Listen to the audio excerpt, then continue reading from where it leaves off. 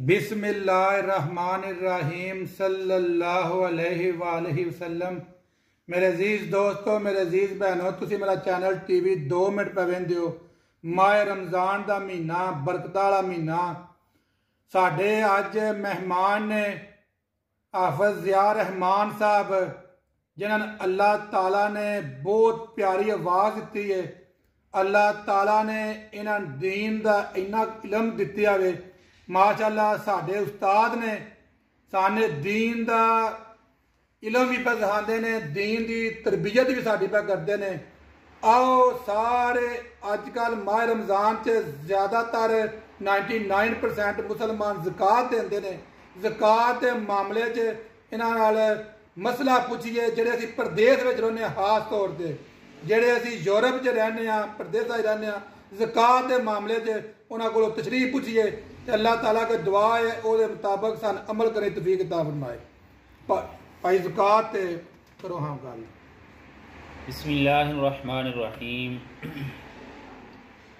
सबसे पहले तो ये ज़हन में रखिए कि ज़कात एक फ़रीज़ा है जो इस्लाम के 5 अरकान हैं, उनमें से एक रुकन है कि जिनके ऊपर इस्लाम की बुनियाद है, उन 5 अरकान के ऊपर, जिनमें एक ज़कात भी है।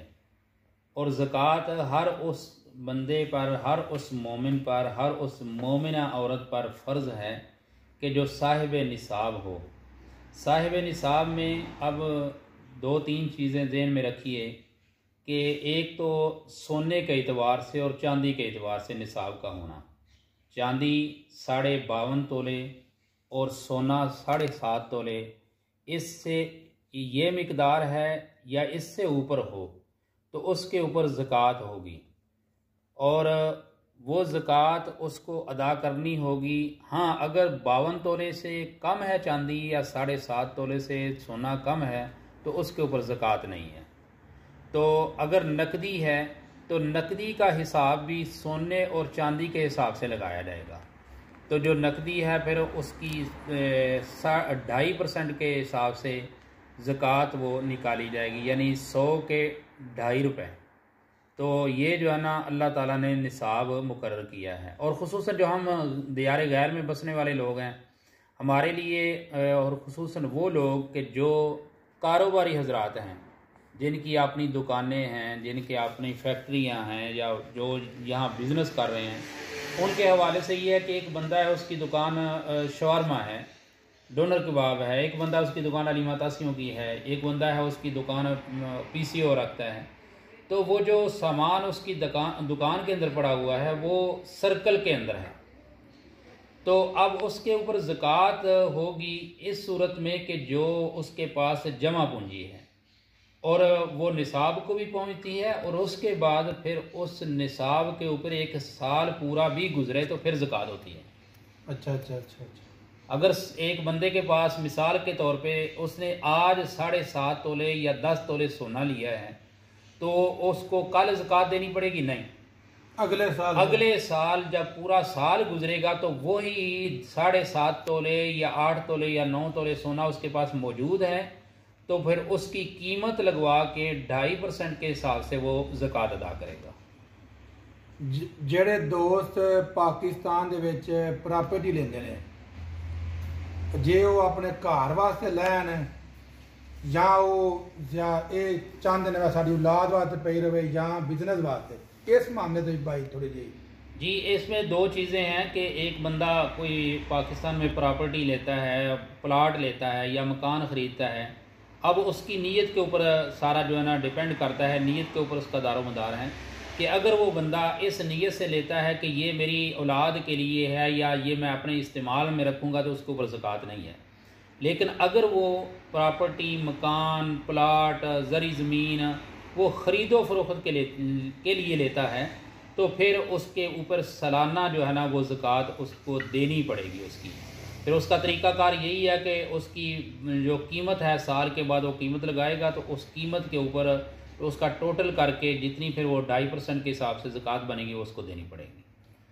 कुछ दोस्त घर के लिए गाड़ियां रखते हैं अपने इस्तेमाल के लिए, उसके अलावा वो रेंट पे भी चलाते हैं। जी, जो गाड़ी अपनी इस्तेमाल में जो चीज़ें हैं उसके ऊपर तो इस्लाम ने हमें रुख्सत दी है कि उसके ऊपर ज़कात नहीं है। मिसाल के तौर बंदा को गाड़ी अपनी फैमिली के लिए रखता है, वहाँ खड़ी है, उसकी खा कीमत 50 लाख भी हो, लेकिन वो उसके इस्तेमाल में है तो उसके ऊपर ज़कात नहीं है। हाँ, एक बंदा किराए के लिए गाड़ी ख़रीदता है और उसको रेंट के ऊपर चलाता है, तो अब पहली दफ़ा उसको एक दफ़ा सारी वो जो रकम है गाड़ी की उसकी ज़कात देनी पड़ेगी। उसके बाद फिर हर साल के बाद जो उसके पास बचत होगी किराए की सूरत में उसके ऊपर उसको ज़कात देनी पड़ेगी। फिर हर साल गाड़ी की ज़कात उसको नहीं देनी पड़ेगी। किसी शख्स पे अगर कर्जा है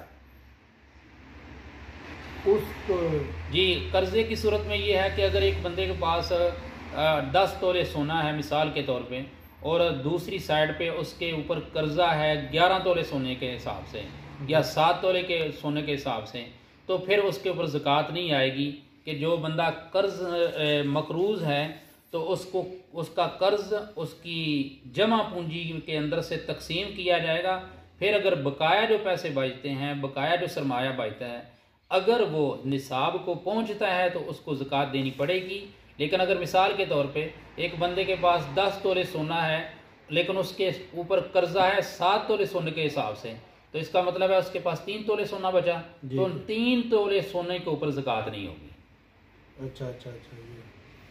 आखिरी और आपसे सवाल ये है कि दोस्त जो प्रदेश में रहते हैं उनका अक्सर ये सवाल होता है कि हम ज़कात किसको दें। सबसे पहले ज़कात में कौन इस्लाम में आ गया है, हम ज़कात इधर से भेजें तो किस दारे को भेजें, दरस को भेजें, किसी रिश्तेदार को भेजें, ज़कात किसको दें सबसे पहले? जी, सबसे पहले तो जैसे वो मकूला है फारसी का, अव्वल खेश बाद दरवेश। सबसे पहले अपने अजीज़ व अकारिब में, अपने रिश्तेदारों में देखिए कि कोई ज़कात का मुस्तहिक है तो उसको ज़कात देने में आपको 2 किस्म का अजर मिलेगा। एक तो आप फरीज़ा अदा कर रहे हैं उसका आपको अजर मिलेगा। दूसरा ये है कि आपने एक रिश्तेदार को, अपने एक अजीज़ को उस तकलीफ़ से निकाल रहे हैं जो उसको मोहताजी की तकलीफ़ है, उसका अजर अल्लाह रब्बुल इज़्ज़त अलहदा देंगे। ये है सबसे पहले अपने अजीज़ व अकारिब में। अजीज़ व अकारिब के बाद आप अपने मोहल्ले में देखें, आप अपने इर्द गिर्द में देखें कि कोई ज़कात का मुस्तहिक है। किसी की बेटी है वो बग़ैर जो है ना पैसों के, उसके पास पैसे नहीं है तो वो उसको शादी नहीं कर सकता।